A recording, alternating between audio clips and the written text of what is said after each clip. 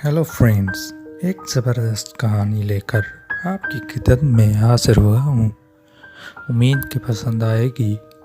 कहानी शुरू करने से पहले दोस्तों से छोटी सी गुजारिश कि चैनल को सब्सक्राइब कर दें और बेल की घंटी को दबाना ना भूलें। तो चलते हैं कहानी की जानिब। इमाम अहमद बिन हम्बल के बेटे का नाम अब्दुल्ला था। ये अब्दुल्ला फरमाते हैं कि एक मर्तबा मैं अपने वालिद गिरामी के पास बैठा था।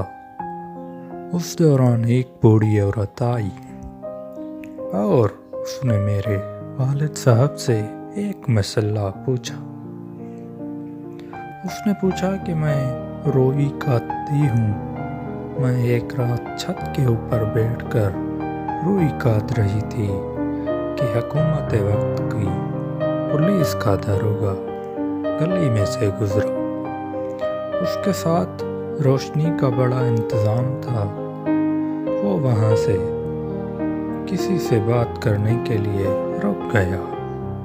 जब रोशनी बहुत ज़्यादा हो गई और मुझे रोई अच्छी तरह नज़र आने लगी तो मैंने सोचा कि मैं ज़रा जल्दी काट लूँ।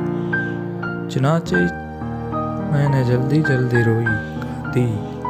जब वो दरोगा इब्ने ताहिर चला गया तो बाद में मुझे ख्याल आया कि उनका पैसा तो मुश्तबा किस्म का होता है और मैंने उसकी रोशनी से फ़ायदा उठाया है। अब ये रोई मेरे लिए जायज़ है या नहीं?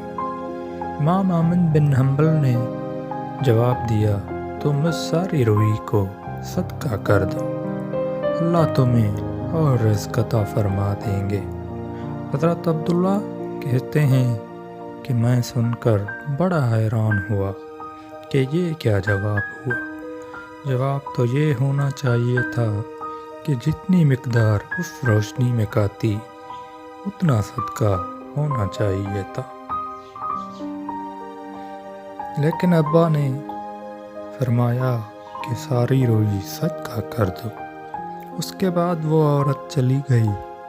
कहते हैं कि 2-4 दिन बाद फिर वही बूढ़ी औरत आई और कहा, जी मैंने इमाम साहब से मसला पूछना है। चुनांचे वो इमाम साहब के पास जाकर मसला पूछने लगी कि मैं रात को चिराग की रोशनी में रोई काटती हूँ तो कभी कभी चिराग का तेल ख़त्म हो जाता है तो चाँद की रोशनी में काटते बैठ जाती हूँ। चिराग की रोशनी में रोई साफ नज़र आती है और चाँद की रोशनी में साफ नज़र नहीं आती। तो अब बताएं कि जब मैं गाहक को रोई बेचूं तो क्या मुझे बताना पड़ेगा कि ये चिराग की रोशनी में काटी गई है या चाँद की रोशनी में काटी गई है?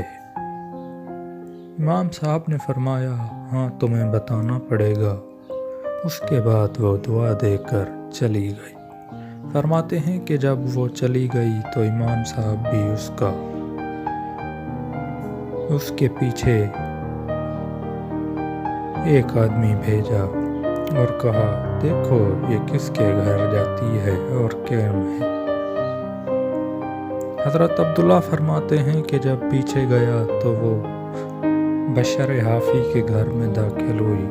पता चला कि ये बशर हाफ़ी की बहन थी जिसको अल्लाह ने इतनी तकवा भरी ज़िंदगी अता फरमाई हुई थी। सुबहान अल्लाह। इस वक्त ये औरतें भी हराम और मुश्तबा चीज़ों से इतना बचती थी। क़यामत के दिन तो ये औरतें भी हमसे आगे बढ़ जाएंगी। काश कि आज की औरतें भी ऐसा बन जाएं। तो दोस्तों, कहानी कैसी लगी कमेंट्स में अपनी राय ज़रूर दीजिएगा। अगली कहानी तक अपना ख्याल रखिएगा। खुदा हाफिज़।